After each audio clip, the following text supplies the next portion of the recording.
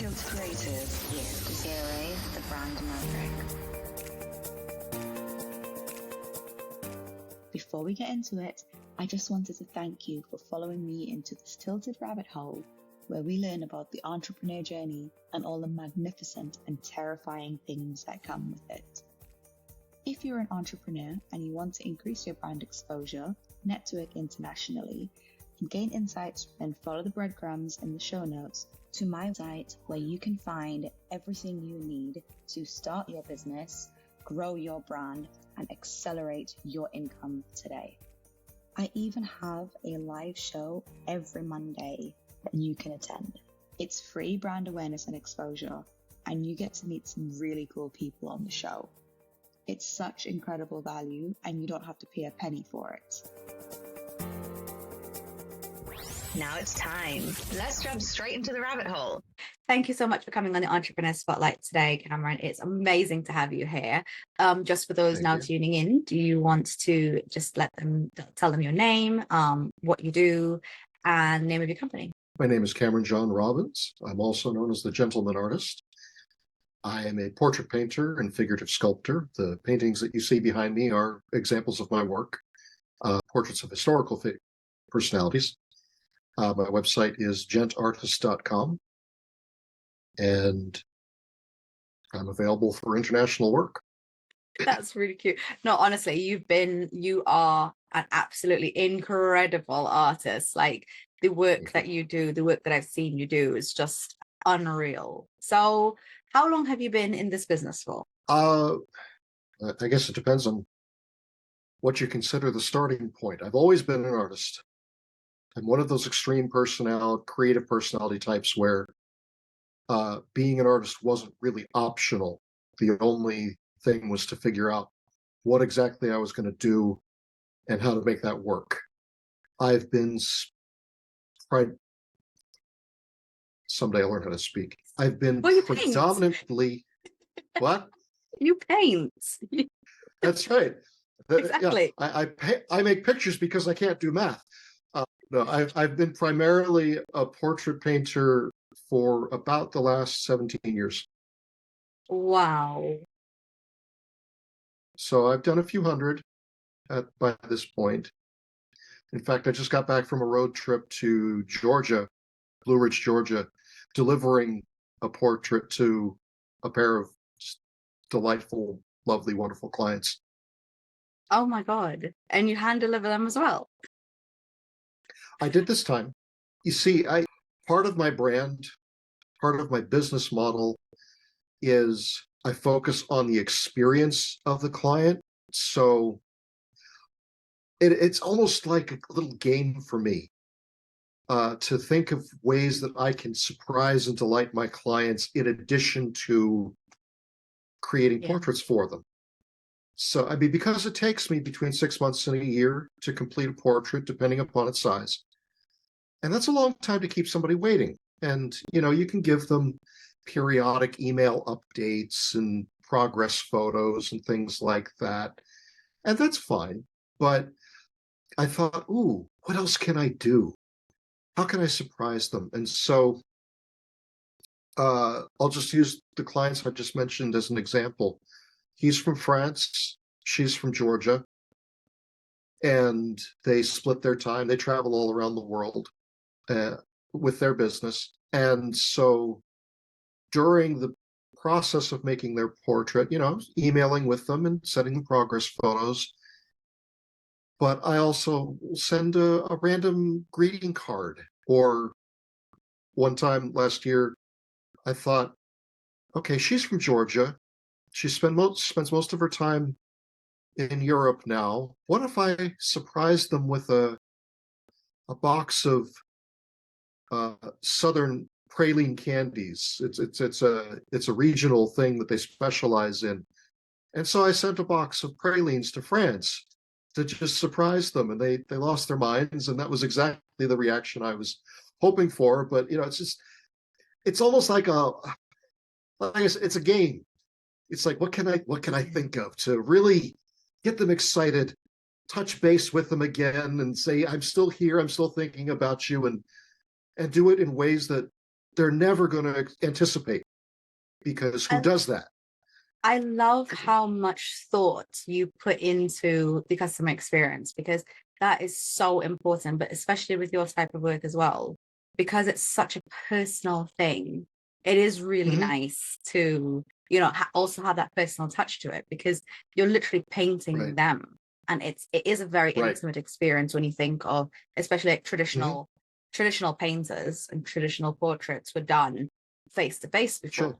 So now, I mean, the internet's changed a lot of that. We've got photography that you can kind of paint from photograph, but it is still like every brush stroke is really it's deliberate, and it is very, very personal. So you're putting your time and your energy literally with every brushstroke into this piece.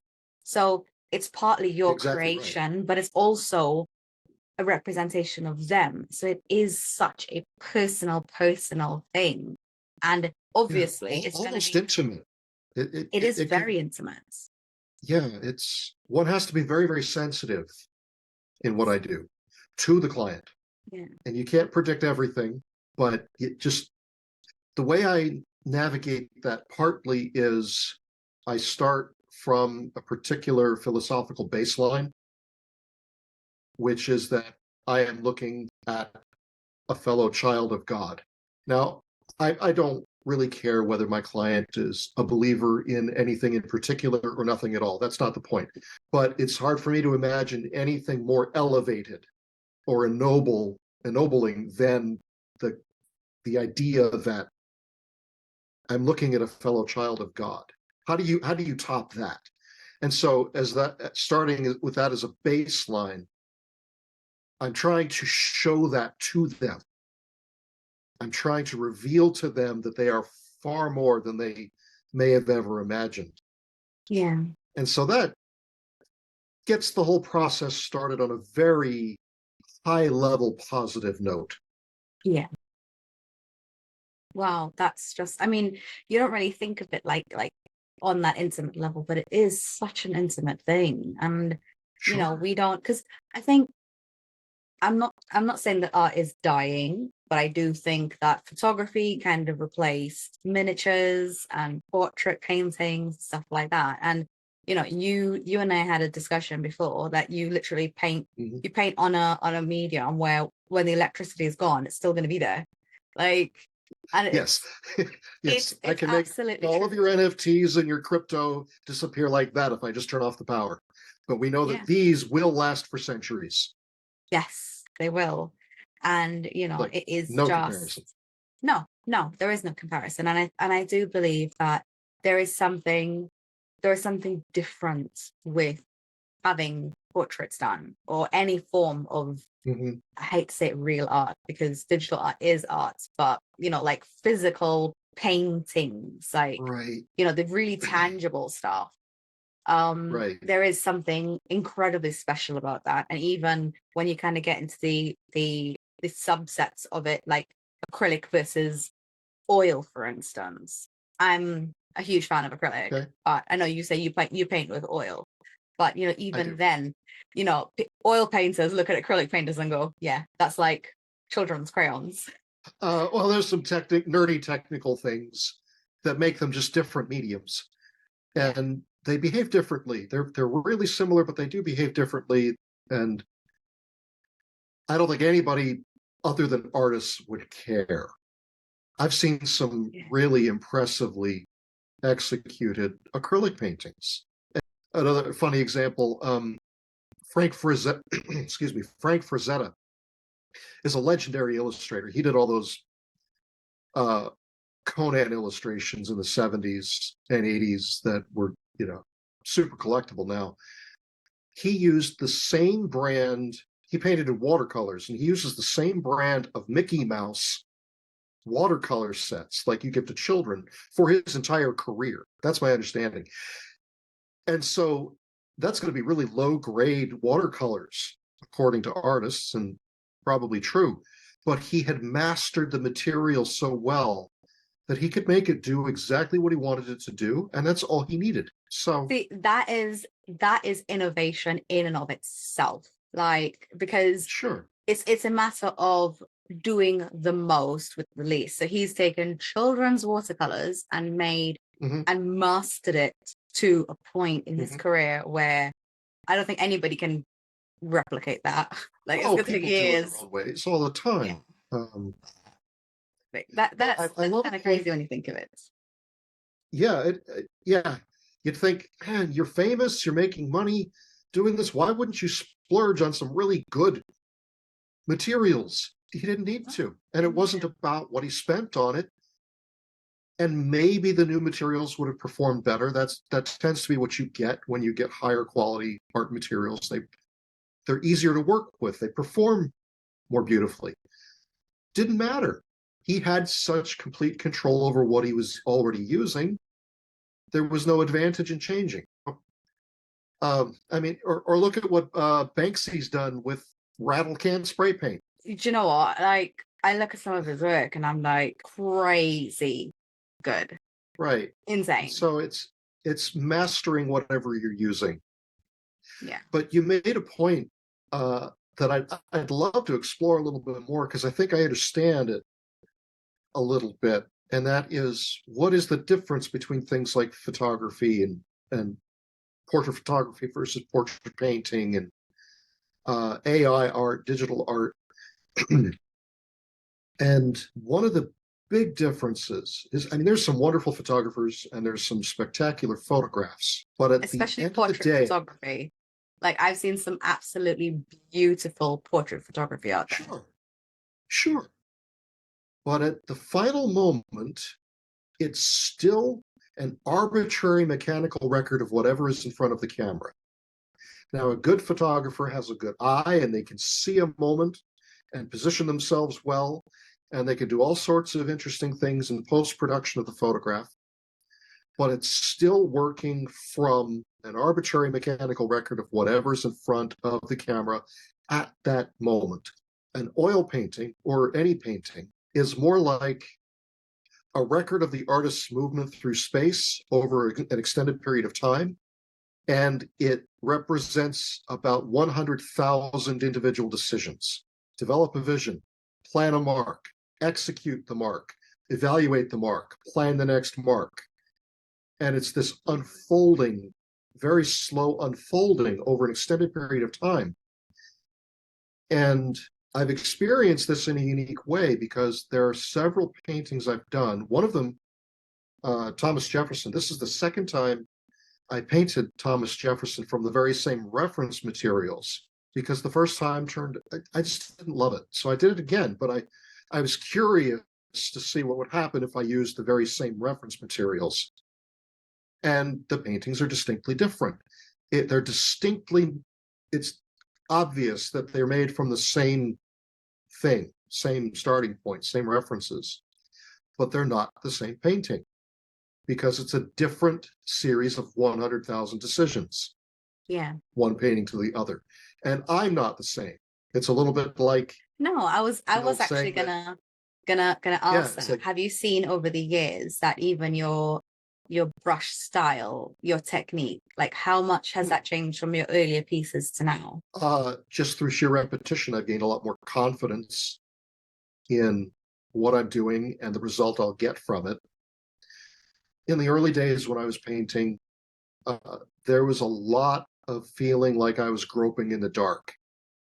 So if I did something that looked good, felt like I'd gotten a good result, I wasn't exactly sure how I'd done it, so I wasn't sure I could repeat it.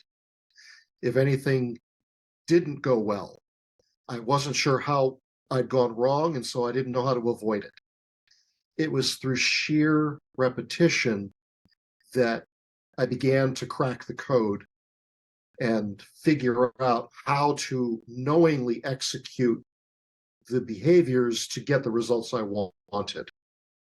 Yeah. Wow. Order of operations, doing what parts in what order, and all sorts of things, how to hold the brush, which brush to use.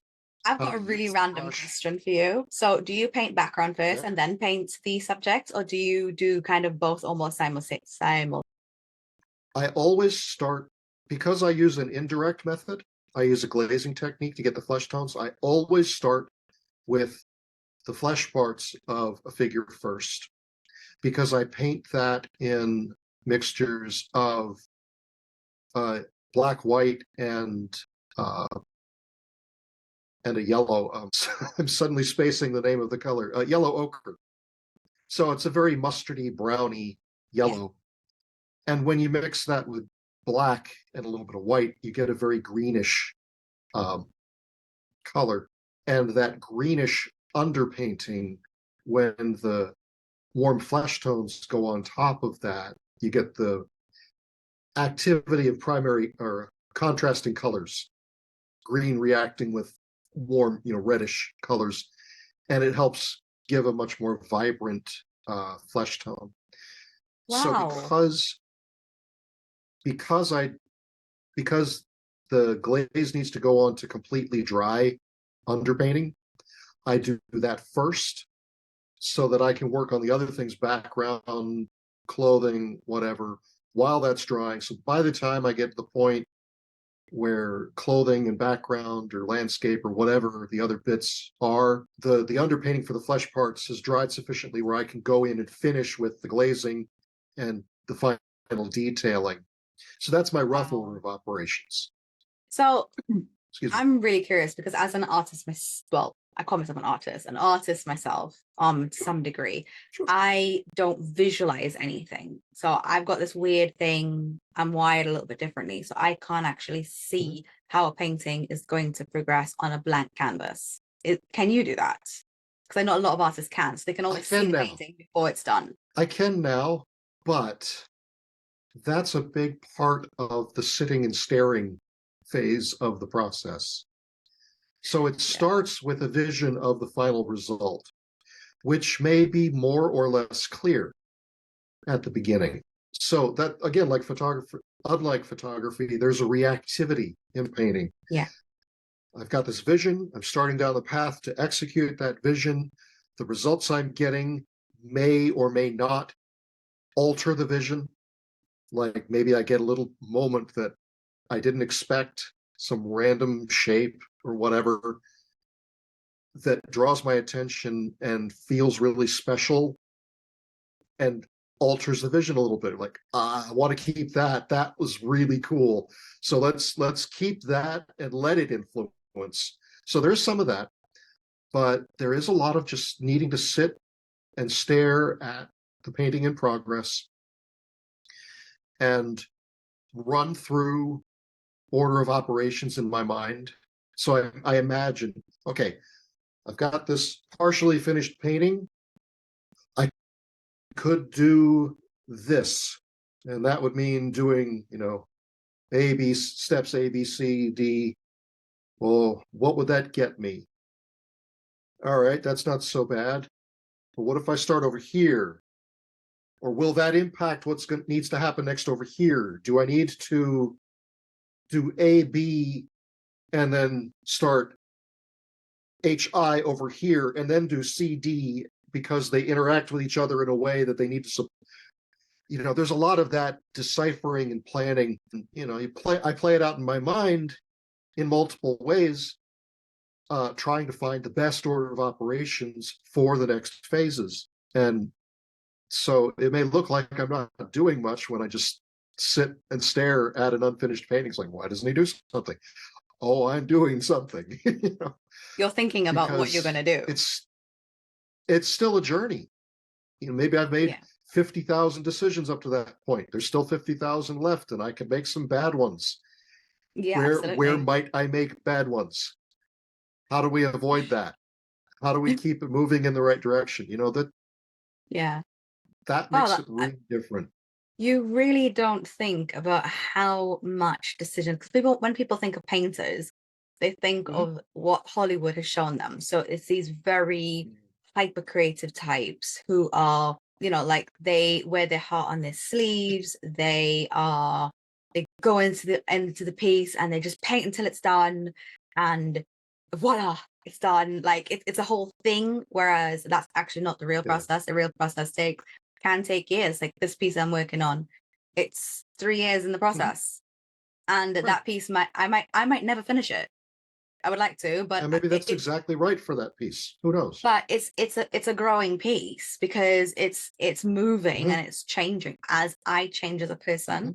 And it's even like my whole journey with art has influenced a lot of it, because even my brush strokes have changed. So I have, after visiting the Van Gogh exhibition and looking at some of his paintings really, really, really up close, Yes. looking at those brush strokes, I've realized all of the things that I thought were actually errors were featured in his work. So I was like, why am I overthinking this? In seeking clean lines and absolute perfection. And then I was just like, do you know what? Screw it. Depends on what you're aiming at. I'm just gonna have fun with it. And that's literally what I did. But honestly, Life that's is more what I fun did. with sound effects. Yeah. Honestly. But it was just like taking a brush and just like, okay, that's good. Yes. Feel that. Like, because it was a process of feeling at that point. And then I enjoyed the art so much more. I enjoyed the process so much more in doing it. So I mean, unless you're an artist, you won't really even think about any of this. But I think it's so great that we're having this conversation, because people who are not artists are going to be listening to this. People who are not typically ever going to come across or ever going to have any kind of discussions like this, will be listening to this. And it's really important, I think, for everybody to understand like the process, even with any type of art, if it's music or painting or digital art, whatever. And I will even say, and this is going to sound really weird, but I even think programming is actually an art form in and of itself, because the amount of the process of it is a technical thing, but a piece, a well-worked, like a well-written piece of code is beautiful. And it's like data can be beautiful as well. And, it's like, it's all of these things, and it's all in and of itself has got its own kind of, like feelings behind it as well. But, it's whatever you put your sweat, blood and tears into. And I think that's really important for us to kind of almost bridge the gaps between what we think is as atypical starving artist art world to this is also applicable to lots of things that we see day to day, because there are, if you want to have the starving artists, you also have the starving coders who, work for a pittance. That there is a certain romanticized mythology attached to the starving artist, which is really counterproductive. But let's back it up for just a little bit, because art is the execution of design decisions, I suppose you could say. Well, what is design? Maybe we could say that design is the execution of intention. Yeah, I think so. Well, everybody is engaged in that game. When you design, when you pick paint colors for the walls in your lounge, when you pick out the furniture, when you pair those trousers and shoes with that top, get it. When you're and cooking, that jewelry, when you're cooking, everybody's engaged in design all day, every day. Everybody is executing intentions. Art, fine art, so-called, is just kind of one of the more extreme representations of that activity, but everybody's engaged in it. And I think there's something really crucial there for people to appreciate, because it's a uniquely human activity. You could take... We're very creative creatures. We all are. We can't help it, is part of my point. It's like, take any culture from any point in history in any part of the world, like even the most primitive subsistence cultures, where they might not even know if they're going to eat tomorrow. Maybe they didn't eat today. And nevertheless, they will sit around the campfire at night, and they'll decorate their tools, their weapons, their clothes, their bodies. They'll dance, they'll sing, they'll tell each other stories. We cannot help ourselves. Like the crudest, most ignorant prisoner in prison is still going to scrawl doodles on the wall. We cannot help ourselves. We No. make art as a species. And so Important we point should, as well. I'm sorry, That's such an there was a important little, point as, oh, there was a little that's blip. So I lost the audio for a second. oh, sorry. Yeah, I said that's such an important thing, because I think it's important for us to remember that we are all insanely creative beings, and we are wired for creativity, whether we like it or not, whether we think that we're not creative. Like my mum, for instance, she says she can't draw a stick figure, and she says she's I not hear that all the creative. time. Yep. But takes her cooking and then tell me if this woman's not creative. She puts stuff together and I'm like, oh my God, this is great. Right. My sister's the same thing. But my sister, like, my sister is insanely creative. She's one of those, like, I started with stick figures. yeah, we all did. You look at what I do and you think it's on some different level, and maybe it is, maybe it isn't. Maybe there's just, maybe the only difference between what I can do and what you could do is 300 of those, one type of thing, do it 300 or 400 times and see where you're at. It could just be sheer repetition. I was not the most impressive student in art school. I wasn't. What I am is one of the last ones standing. I was just about to ask you, so from all of your colleagues, because you said you went to art school, so all of your colleagues from art school, how, like, what percentage of them have almost dropped art as a career? I don't know specifically with my class or anything like that, but I know it's a ridiculous attrition rate, like in the above 90%. In fact, I had a professor in school, art school, who he used to say, if you get a Bachelor of Fine Arts degree, you can wait tables in the better restaurants downtown. If you get a Master of Fine Arts, you can be the maitre d'. That is an appalling set of expectations. But that's the reality. And here's part of why I think. There's a lot of reasons why. First, artists tend to be very poor business people. Yeah. It's not our core attraction. I've become obsessed with business out of personal necessity, and I've found delight in it. But if the world were the way I really want it to be, I could spend all my time in my ivory tower creating with reckless abandon, and the world would just come knocking on my door and say, the cosmic vibrations of the universe told me that something wonderful artistic was happening here. Oh, and I brought my checkbook. Wouldn't that be awesome? That is ludicrous as a business strategy. Yeah. So artists need to get themselves sorted out a bit. We need to figure out what it is exactly that we're doing, and we need to figure out how to articulate that in terms that are relevant to the people we're trying to reach. I'll give you an example for myself. I'll use myself as an example, at the risk of it becoming a shameless plug. I'm a portrait painter and figurative sculptor. It's very easy to look at that and think my product is drawings, paintings, and sculptures. That's not my product.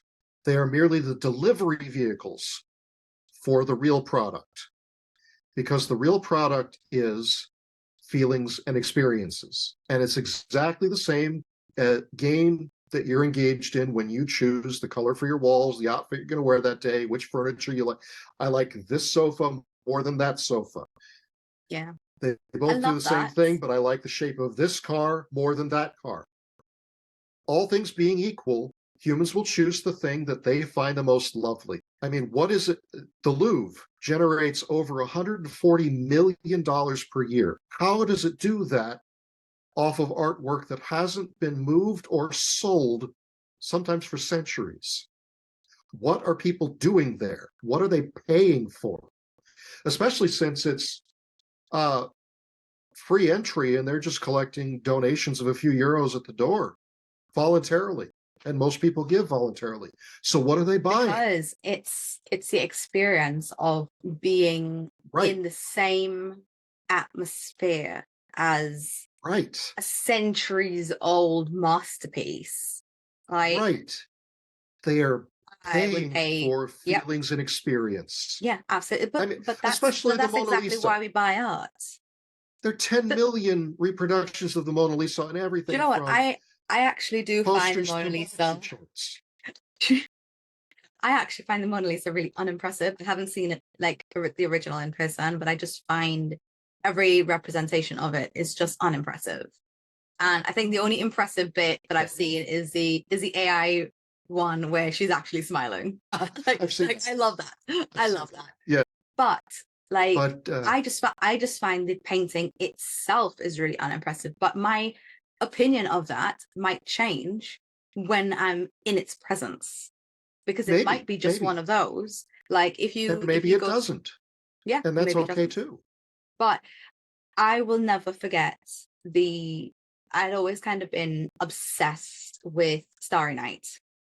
And it's been I've actually got a printed canvas in my bedroom where I literally stare at it like all the time, because it's just one of those pieces that I feel every stroke of it. I don't know why.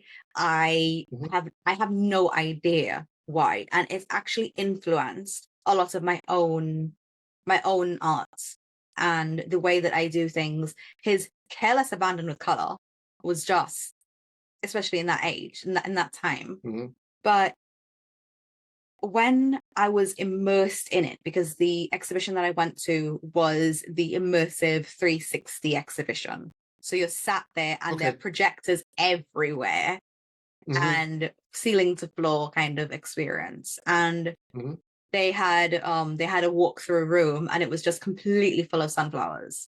And it was just because you could experience the art as well, like as a physical thing. And and his work is quite dimensional, even though it's a 2D painting. God, yeah, it's very dimensional. It's probably one of the reasons why he is or was my favorite artist, my favorite painter of all of the greats. I think it's also probably because his story is so sad as well, and it is.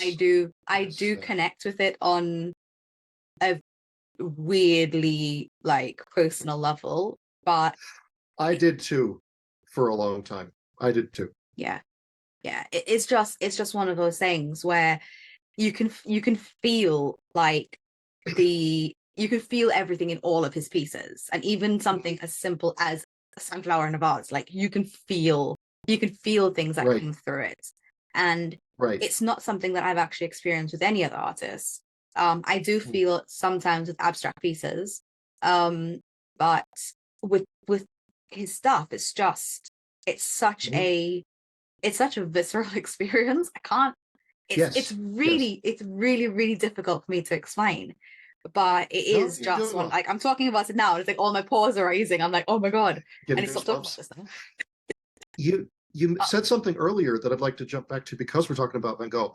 I don't know if you ever saw the movie Lust for Life with Kirk Douglas and Anthony Quinn. Kirk Douglas plays Van Gogh.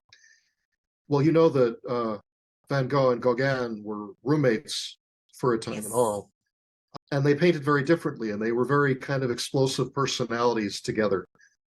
And in the movie, there's a scene where Gauguin accuses Van Gogh of painting too fast. And Van Gogh immediately screams back, "You look too fast." And it's wonderful because that's insane. Because my response to that would have been like, "Well, you paint too slow.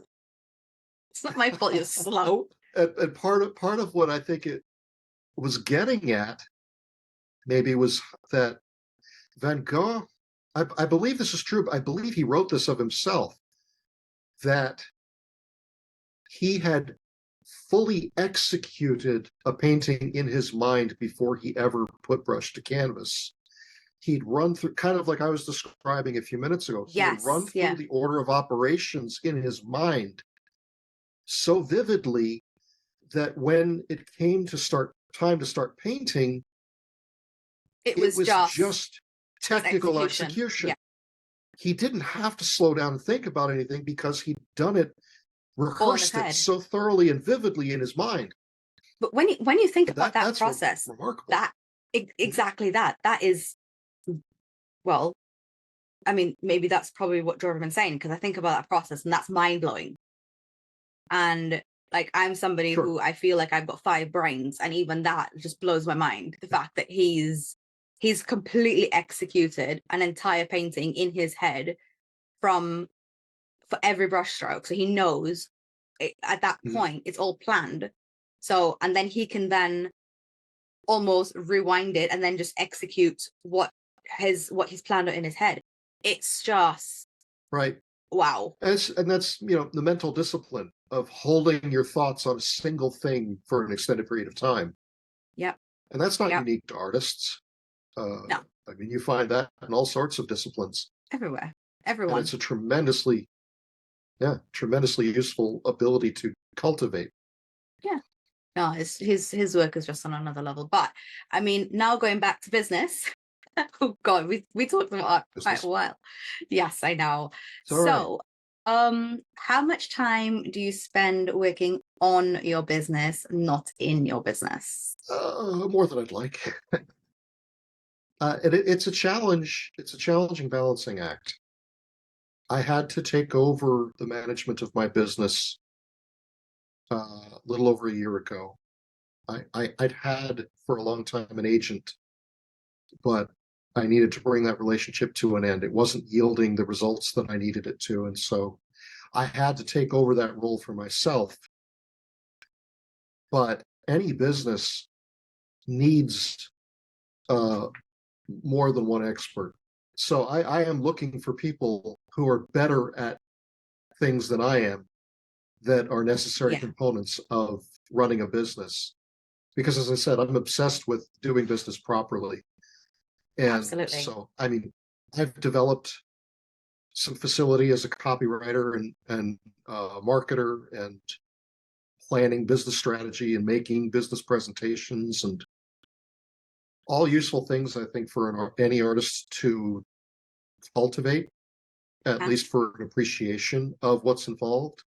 Like I said earlier, artists need to do a better job figuring out how to articulate the value of what they do. Yeah. When you read these lengthy, wordy artist dissertations, well, first off, I think it's a terrible strategy to keep writing those, even though galleries keep insisting that artists write them. It's like, no, stop it.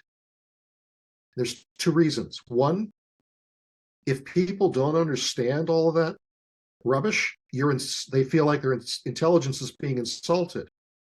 That's a terrible way to make a sale, to make somebody feel stupid. And for those who do understand all of that, they know it's rubbish, they know it says nothing, and it's insulting to them too.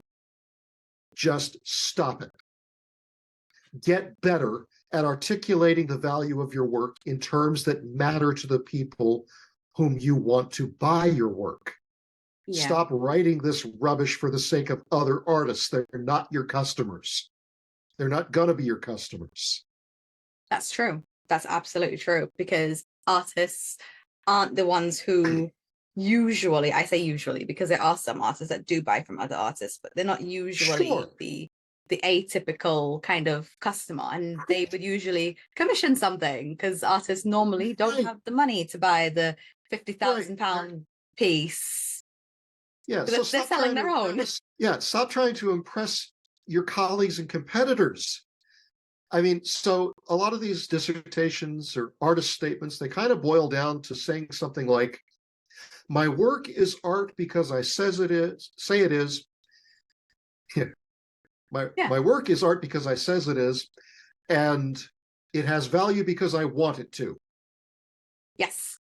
Well, who bloody cares? Seriously, genuinely, who cares? I think art should just... That is not going to persuade anybody to take it home with them. No, and I think, I mean, I know selling art's a very tricky thing to do, but I do think that for somebody to own a piece, it should say something personal to them. Whether it's, I want this in my living room because it's obscenely expensive, even if it just says that. Like, that's still something. Business transaction right there. Yeah, absolutely. Because it's insanely expensive. I want this. In the same way as a panhandler on the street, they're not begging for money. They're selling you the opportunity to feel like a decent human being for a few minutes. Yes. That's a legitimate business transaction. And how much does it cost you to feel like a decent human being for a few minutes? Well, you get to set the price. They don't. So there is some of that. And you hit on something important there, which is one of the reasons that I never criticize the work of other artists. There are certainly works of art that I can't stand, and I think there are artists whom I think are complete charlatans and don't deserve any success of any kind. But that's not the point. I'm not their customer. And the reason I don't criticize the work of other artists is this. Think about a time, it's like, have you ever had the experience, I'm sure you have, where you've heard somebody criticize a movie or a book or a song or a band that you love? Did you take that criticism personally? Oh, yes, I did. Oh, yes, you did. Everybody How does. dare you not like Lord of the Rings? What kind of pathetic mouth breather are you? You didn't. No. You didn't write that book. You're not in that band. You didn't write that song. No. But you took it personally because their criticism said something about you, whether they knew it or not. Yep. And that's why I don't criticize the work of other artists. And that's why I encourage other artists not to criticize the work of other artists. Because if you have a prospective collector who's interested in your work, and they hear you criticize the work of somebody's art that they already have in their collection, they will cease to be a prospective client for you. Yes, that's so true. And here's the other thing. They can love that art, the work of an artist whose work you hate, and they can love your work for different reasons. Yep. And what do you care?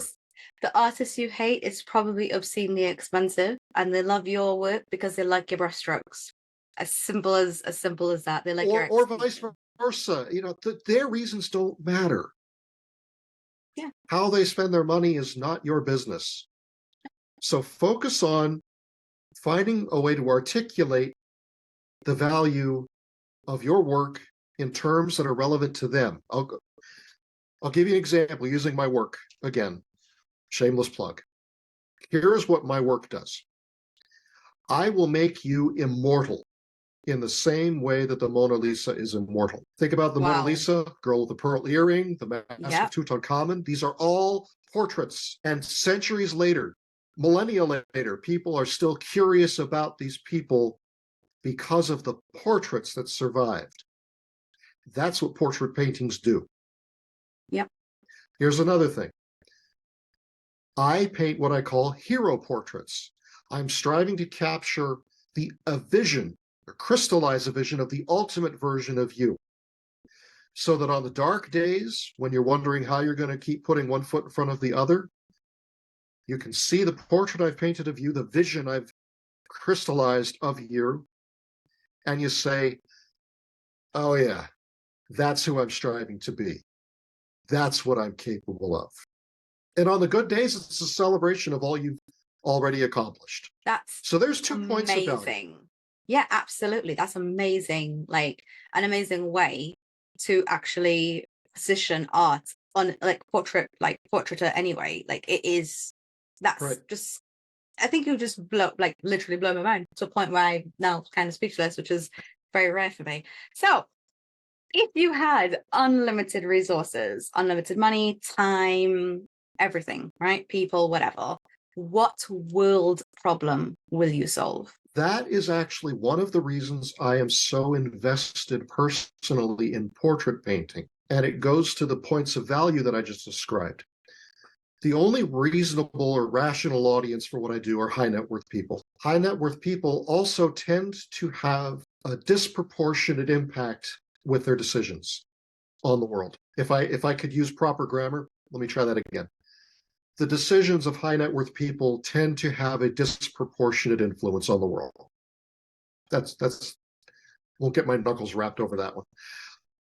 If I can create and crystallize a vision of such an influential person that inspires them by living with this portrait, if they see themselves as heroic, generous, upright, moral, ethical, honorable, if that's the kind of vision I capture in the portrait that I paint of them, then living with that portrait has a chance of inspiring them to act out those virtues, which will have a disproportionate positive effect on everybody who's impacted by their decisions.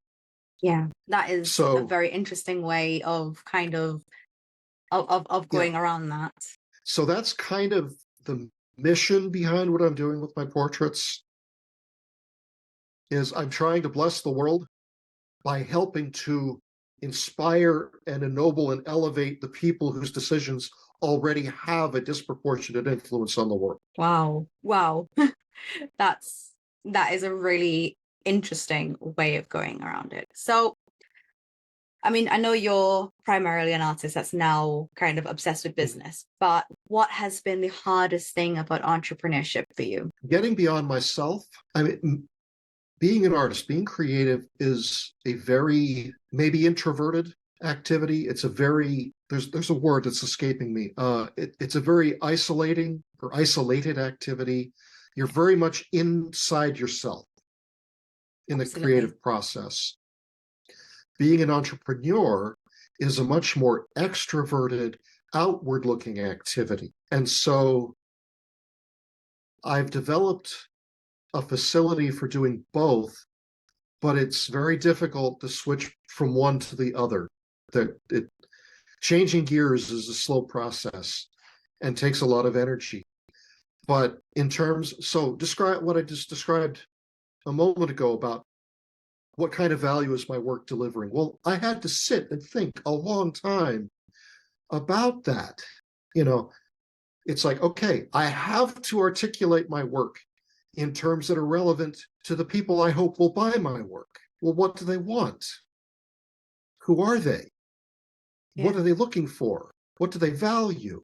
What kind of language do they use to describe things? How do they see the world?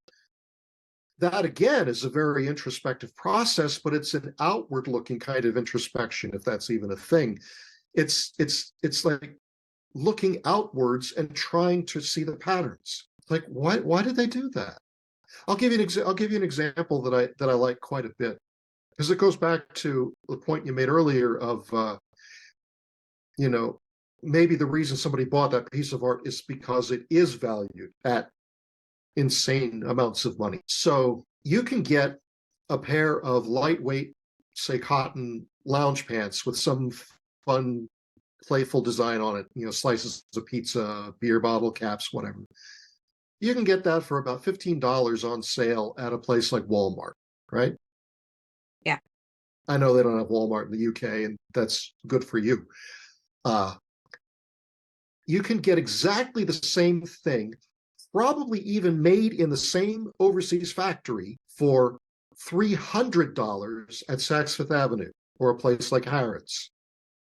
Now, why would anybody pay $300 for something that they probably know they could get for $15 at a different venue? What are they buying? The brand.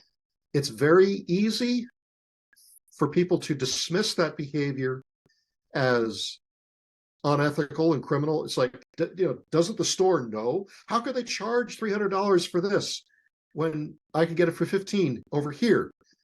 Are they criminal? Are they crooks? Are they ripping people off? Are rich people stupid for spending that kind of money? It's like, no, they're not stupid. They're not being tricked. They know exactly what they're buying. You don't understand what they're buying.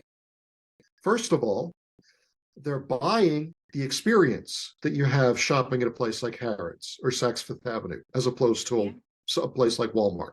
An entirely different shopping experience. It's the brand. It's the brand of Harrods.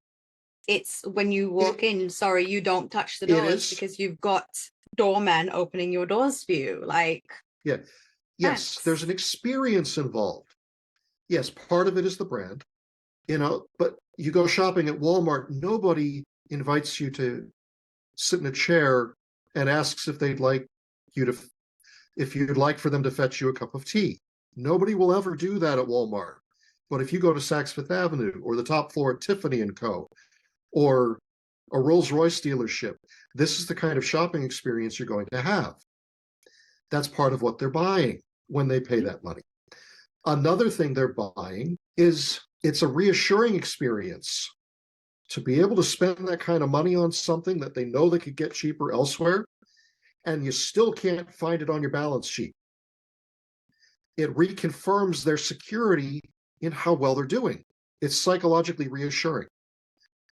It's also socially reassuring because they're buying the opportunity to say, oh, why, yes, I did get that at Harrods. Thank you for asking. If it got around their social circle that they're buying things from Walmart, people would start to question their solvency.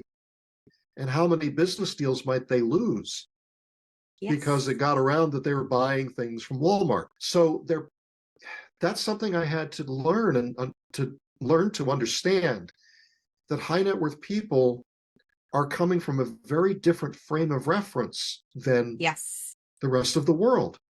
Yeah, absolutely. And that one is neither better or worse than the other. No. It's just different. And so if you intend to do business with high net worth people, well, you got to dump the middle class and lower class resentment of them for being wealthy. You just get rid of that, because that's not going to help you at all. You've got to think like them. You've got to treat money the same way they would. And that's very hard if you resent them for being wealthy, because if you are middle class and you are kind of like, and you're looking to work with ultra high net worth individuals, you've got to be as blasé as they are about spending £1,000 here, or because or even or more. But you have to be able to be comfortable with that and comfortable with those ideas, because if, for instance, you are networking with high net worth, ultra high net worth individuals, and then someone said, oh yes, I spent £3,000 or £5,000 at a club last weekend, and you're thinking, well, that's more than what I make in a month, because obviously that's covered like all of your bills. You sit there and you're like, whoa. They will see that, and they'll be like, you're not on my level. Right. You mustn't be shocked or resentful of that. No, absolutely not. And here's one way that maybe you can achieve that. I'm sorry? I'm happy for them. Sure.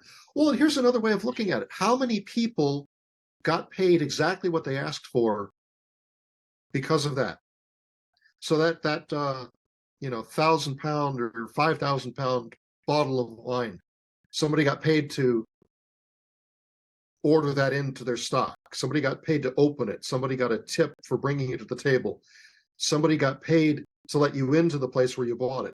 Somebody got paid to drive it from the vintner to the venue. Somebody got paid to maintain the truck that drove it from the vintner to the venue. The vintner got paid.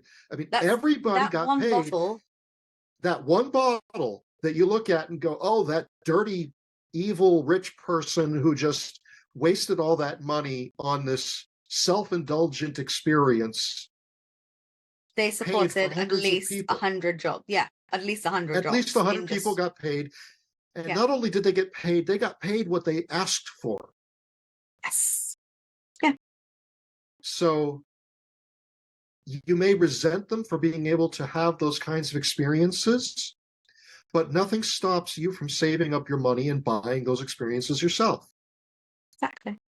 Priorities. There is the only bar to entry for some of those experiences is money. Yeah, of course. And here's the thing with money. It's made up. Money is basically, it isn't actually real. It's an idea that we've all agreed to engage with in the same way. Yep. But there's no limit to the ideas that you can have.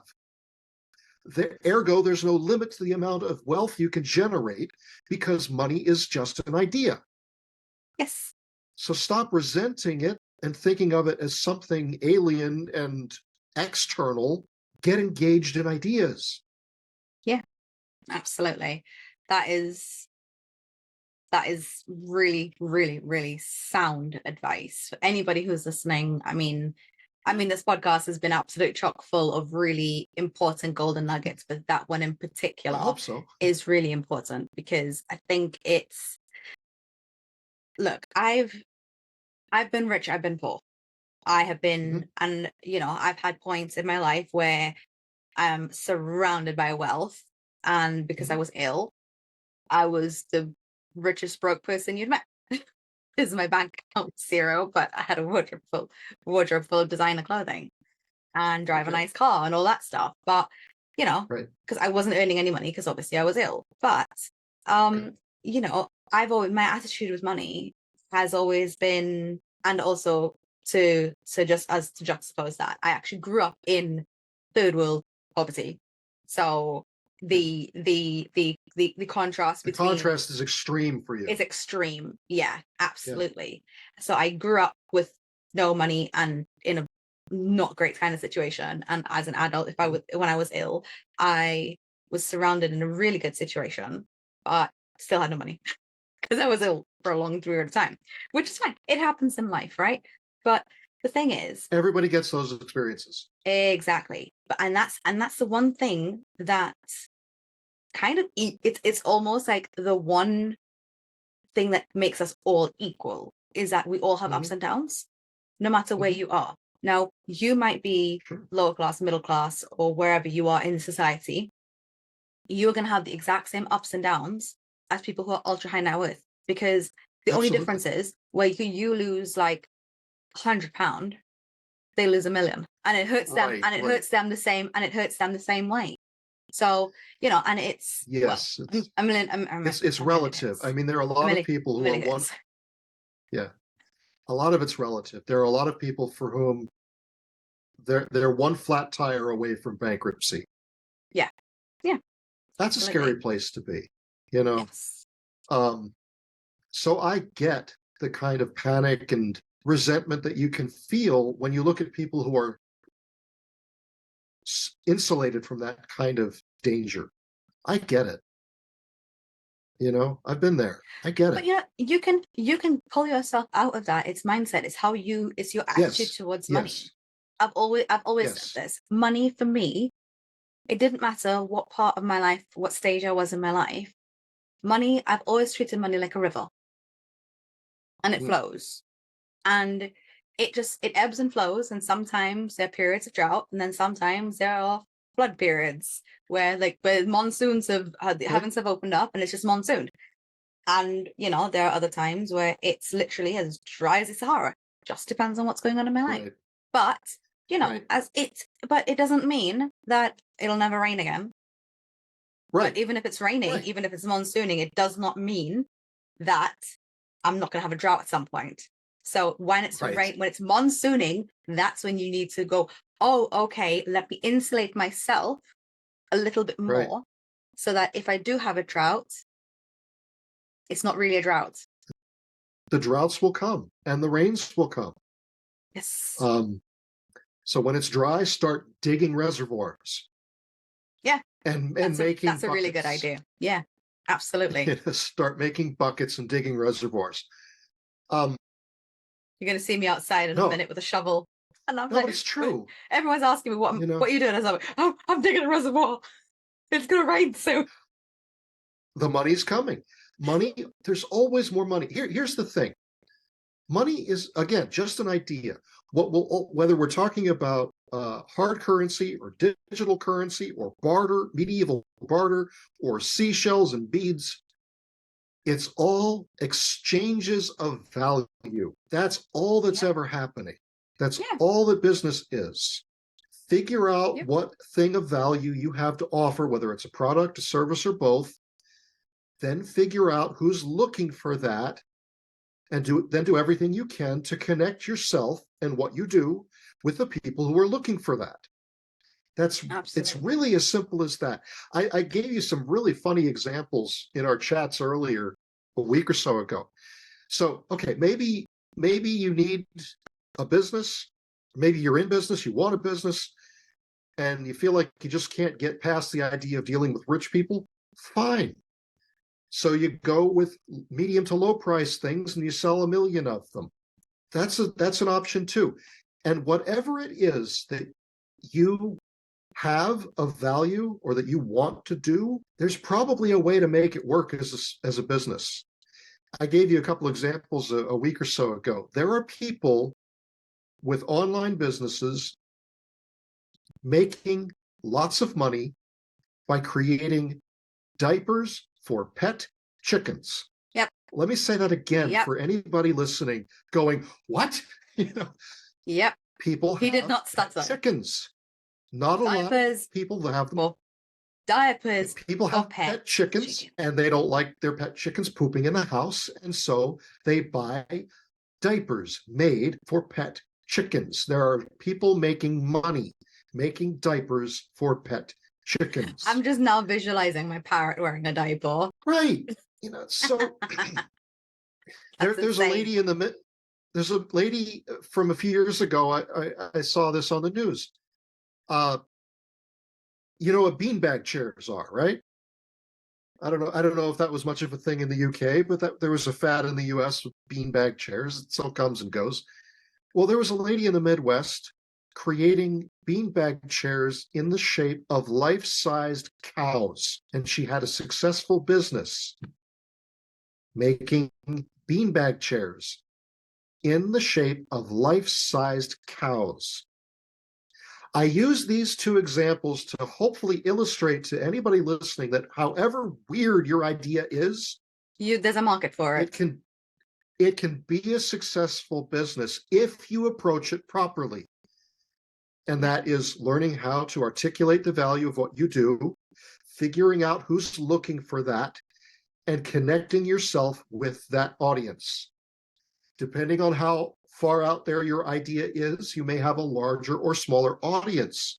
But if you are passionate about it, if you lie awake at night dreaming about doing this thing, there are people out there in the world who are dreaming about having that thing for the same reasons you are obsessed with making that thing.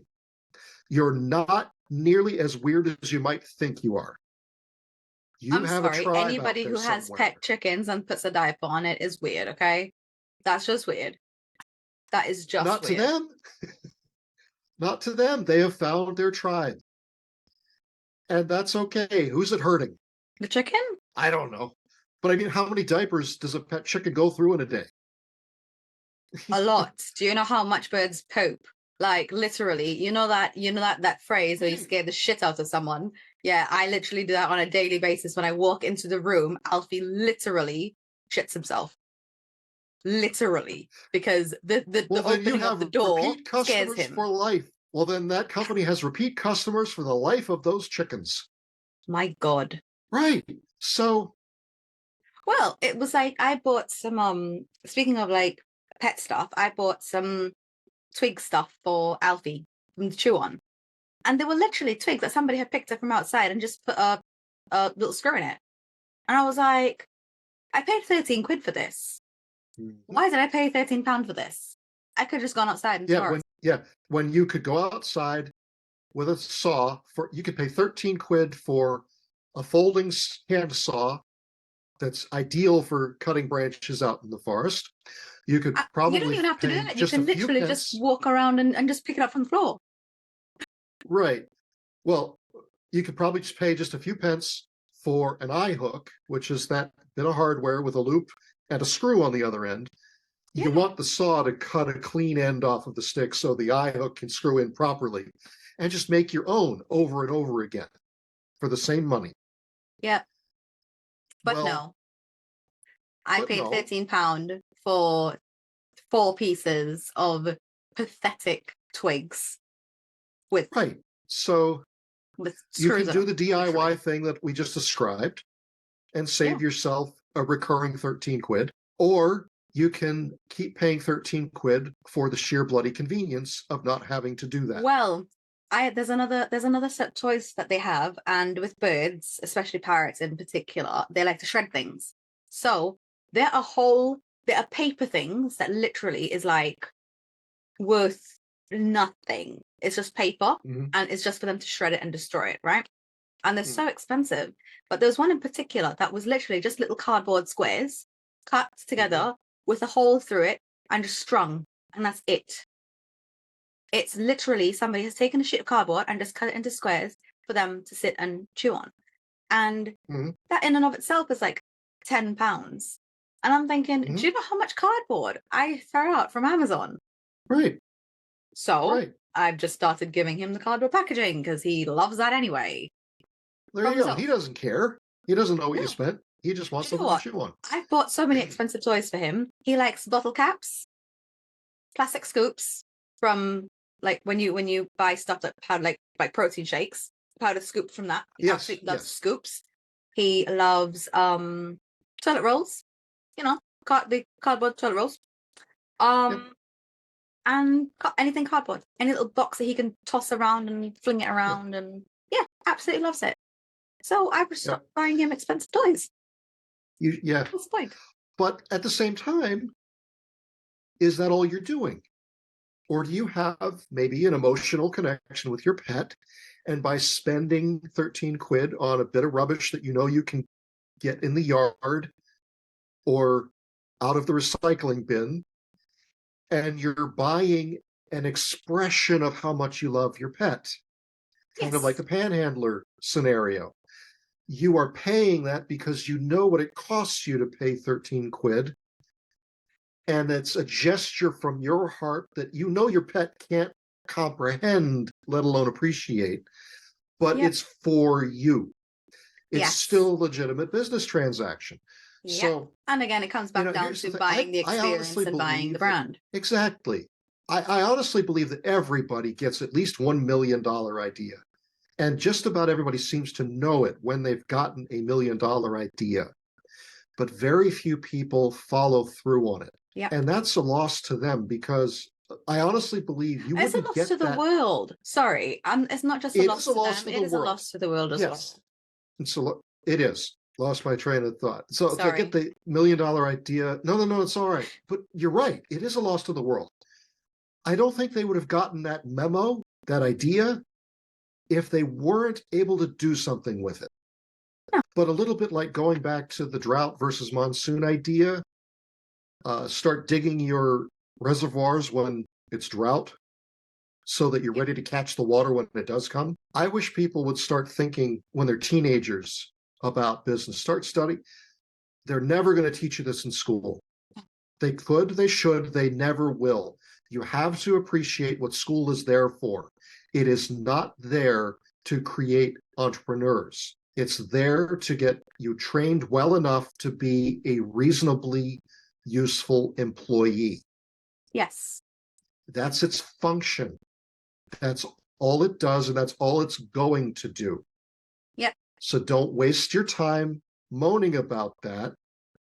Accept it for what it is, and accept the idea that if you want to do better than that, you must self-educate. And the sooner you start doing that, the younger you start doing that, you just, as you get older and keep doing that, the advantage you have over people who don't increases at an exponential rate. I can give you my example. I wanted to be a veterinarian, or actually I wanted to be a veterinary surgeon or a forensic pathologist. I wanted this since I was a kid. It was one or the other. I loved working with animals, but it was either animals or dead people. One of the two. Just as long as people aren't breathing, apparently that works. But then whatever churns your butter, I say. But honestly, it was, I think if you think of it, there's a very, very common thread between the two of them. It's figuring out a problem that can't be communicated to me. Curiosity. It's both heavily driven by curiosity. But going back to that, it's when I was doing my O-levels, I did sciences because obviously I was on track to doing pre-med at least. And then when it came down to actually going to do med, my parents couldn't afford it. So I was like, right, cool. Not doing A-levels because what a waste of time. Not doing college, not doing uni. What's a crock of shit? And I literally just went out to work. I went out to work and I opened my own business at the same time, because nothing it teaches you about business more than doing it yourself. And that is where you'll really appreciate, like if you started your own company from a young age and you really felt the pinch of it, and then you went into employment and then you worked for a really, really good company, you'll appreciate that company way more. Because then you would appreciate the sacrifices that your bosses had to make to get the company to where it is and all that jazz, because now you've felt that yourself. But I was light years ahead of my peers, light years anyway. I always knew that it was either going to be med or money, either or. And I went on the money route, and literally I just did everything that made me happy. If I tried like dozens of jobs, and I would stay in a company and then I'd leave after about 6 months because I've learned everything and I'm like, okay, cool, next, let's try something else. I don't really like this. And I was literally just picking and choosing and then going, I like this. No, I don't really like that. I don't like dealing with that. I don't like that. I don't like that. And I was learning along the way all of the things I did not like, which was really, really crucial. I know when you look at my CV from when I was in like up until my early 20s, it's a mess. Like it would look like the most unstable person ever. But because I jumped from one different career to another, went from photojournalism to new media to literally like managing a company, like it was everywhere. It was absolute utter chaos, right? But when I look back on it now, everything made sense, the whole thing, because it taught me so much. But then all of it's come back down, and then I've realized that it all had a common thread. It was all marketing and brand related. And that's when I've kind of realized, and the things that I did enjoy was working with people, even though I don't really enjoy working with a lot of people. But it was very human driven. It was very humanized. And it was around helping people. And that's when I realized, oh my God, I like helping people. That's my feel good factor. When I help someone and they go, thank you. And I'm like, oh, it's absolutely no problem. Like, don't worry about it. Like that's my feel good factor.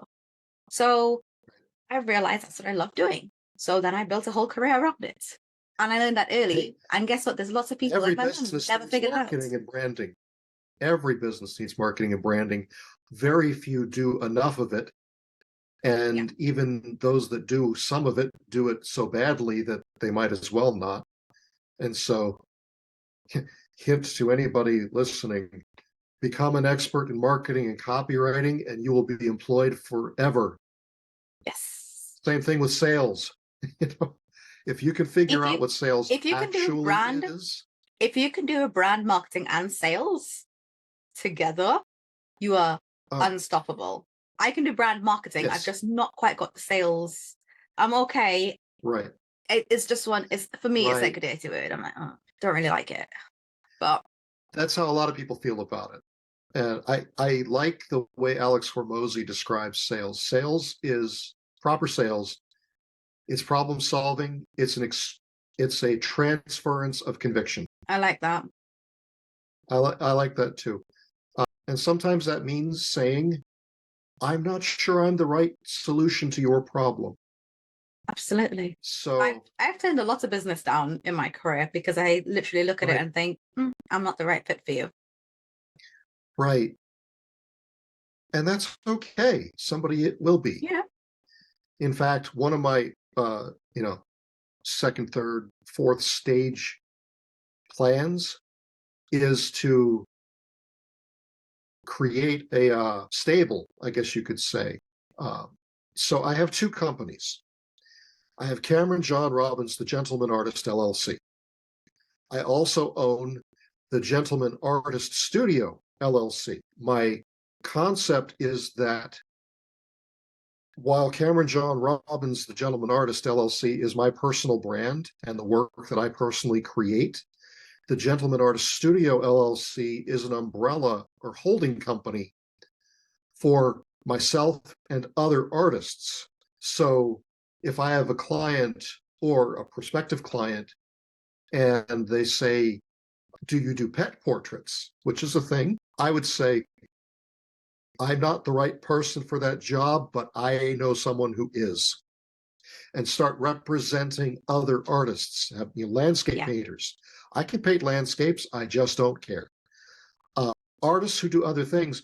And so create to become an agent for other artists. Absolutely, in addition to become an myself. artist agency. Agency. I think, Yeah, a talent that's, agency that for is, fine artists. yes, that is absolutely incredible. Yeah, And furniture it's what, designers, and just yeah, become a yeah, collective to where people know that the work is high quality yeah, and the recommendations are solid, and to build a brand reputation around that so that it becomes a go-to resource yeah. for any number of styles that you may be looking for. No, absolutely. I love that. I love that idea. I think it's brilliant.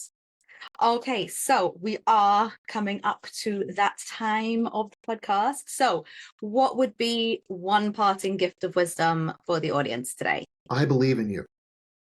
I believe in your greatness. I believe you have unlimited potential. You are capable of far more than you can imagine. The world needs you and what you can bring to it. So whether you're a struggling artist or an entrepreneur making something that doesn't seem to have caught on yet, but it's got the potential, or whatever it is you're doing or whatever stage you're in, keep going. You can do it. You may be closer than you imagine. Your next decision might be the one that changes everything. Wow. The only way to lose is to quit. Yeah, literally. So, I mean, look at what I'm doing. I followed one of the most insane career paths imaginable. Yeah. I mean, I tell people what I do and then try to talk to them as if it's a real business, and I see their eyes glaze over and the wheels stop.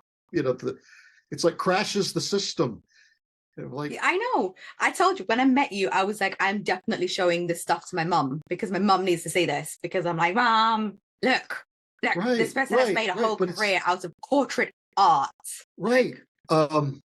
See, that's the thing that I get it with artists. It's like, okay, art is everywhere because design is everywhere. So how can something that is literally everywhere fail to be a real job? Oh, Explain that one to me. I don't know. Well, I think anyway, I don't want to get sidetracked on that. It's like what I'm trying to say is that is like a 3-hour rant between the both of us. yes. Don't get me started on that one. But no, everybody fails. Okay, everybody fails. Here's what's happening. I want you one thing, word of wisdom, you want a parting gift. Think of a polygraph or a seismograph test. The paper runs through the machine and you have that gizmo that makes a squiggly line depending on the intensity of, Yep. So you've got your baseline and you've got performance. So, this is like normal range and starts doing this. You're like, oh, that was a big earth tremor. Or he just told a whopper. That's everybody's journey, okay? The straight line is your baseline. That's your goal. That's your ideal. That's the outcome you're looking for. And this is your actual performance. Yeah. And just like a polygraph or a seismograph technician will circle the greatest deviations from the norm, people look at their own journey that way and they circle those things and call them failures. So they go along, here's your ideal, and you're doing this, failed. No. Look at the very same graph. That is when that's gold. Because even if you didn't win at what you think you won at something else. You learned something along the way. Yeah. Well, here's what I want you to imagine. So imagine that seismograph and the baseline. Recognize that in order to have those peaks and valleys, you must intersect with the ideal. So instead of circling every failure, start circling every intersection. Go succeeded. And every time you have a peak or a valley and you turn back toward the ideal, circle that arc and say, still trying. Here's the thing with failure. You decided you wanted something. You made the best plan for getting it that you knew how to. And then you had a failure. Failure revealed to you the flaws in your plan. You didn't know about this. You forgot to think about that. You didn't account for this sufficiently. You are now armed with new information that will help you make a better plan with a higher likelihood of success. If failure shows up again, it's giving you yet more information.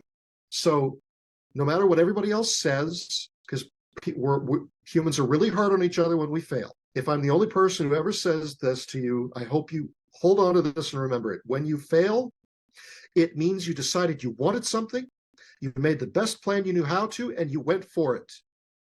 Congratulations. You are a hero in your own life. Yes. You did the best you knew how to, and you went for it. That takes courage. That takes study and intelligence and determination.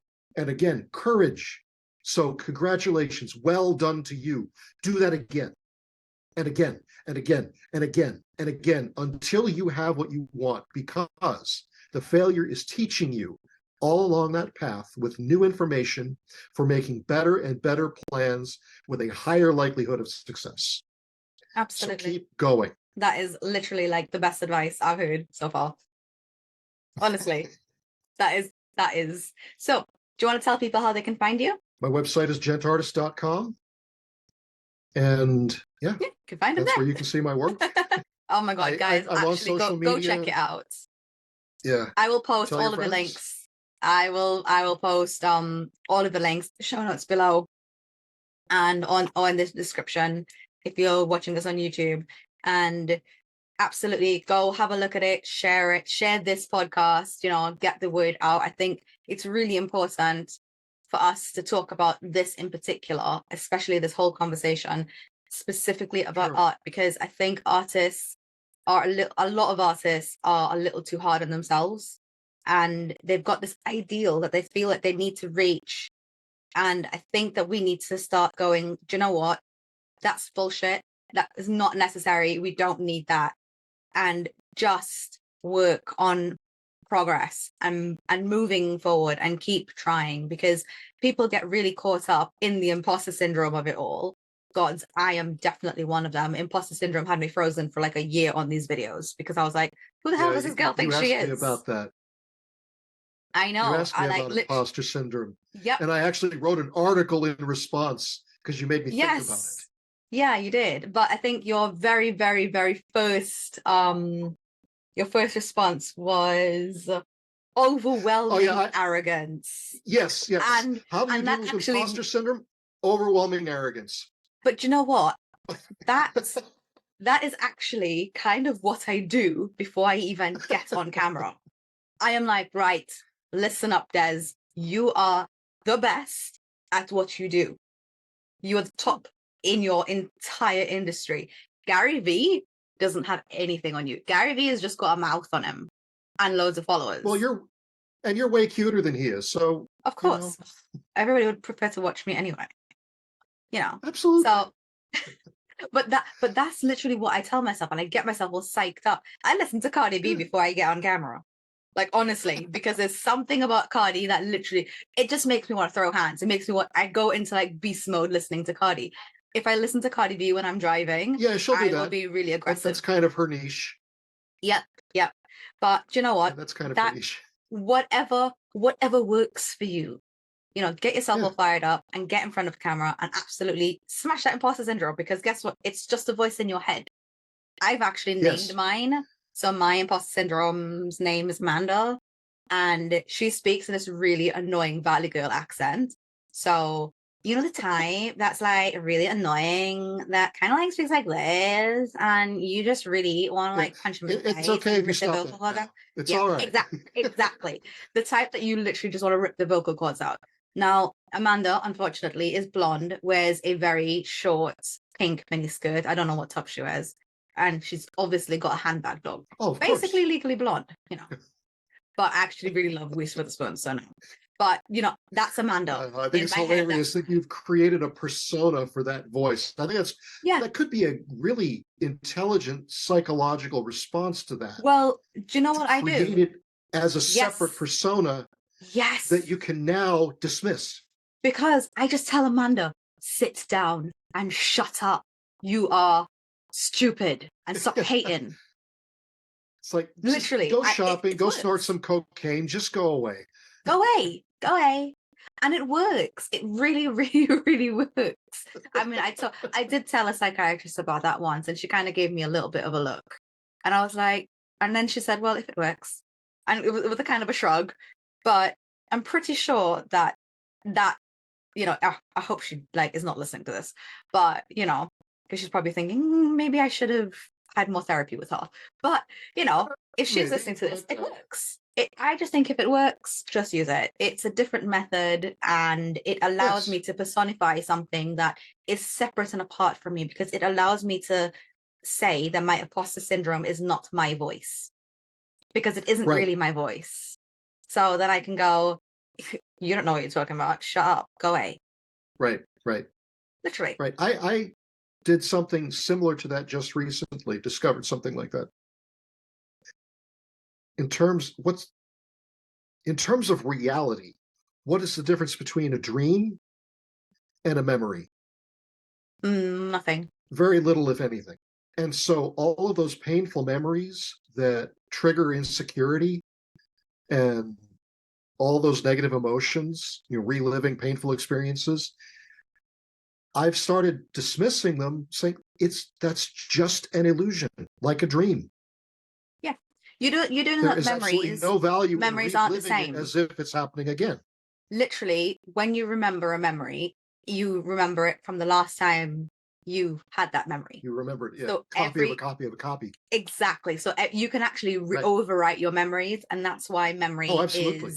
is a really it's a dangerous thing anyway. So, and it's one of the most unreliable forms of proof, because absolutely. you can't rely on Absolutely. it.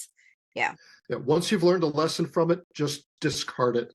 Of course. But it also doesn't And mean it'll that you come. dismiss anything painful. It means that you feel your feelings and you go through it, because obviously you don't want to create Right. any forms of invalidation for your trauma. But you feel Right. it, and then you go, right, I'm going to give myself Right. 5 minutes. You set a timer. I've done this before when I've gone through traumatic events. I set myself a timer. I Okay. feel those feelings. When the timer is gone, it's done. Next. And I literally Okay. just go, reset. Right. Cool. Right. Let's move Okay. forward. Great. That And sounds like a great idea. yeah, Something I've been saying for a while is because it's important to validate feelings up to a point. So what I say is feelings are real because we really feel them, yes. but they are highly subjective, highly changeable, and they are frequently a terrible reflection of reality. Oh, of course. Of course.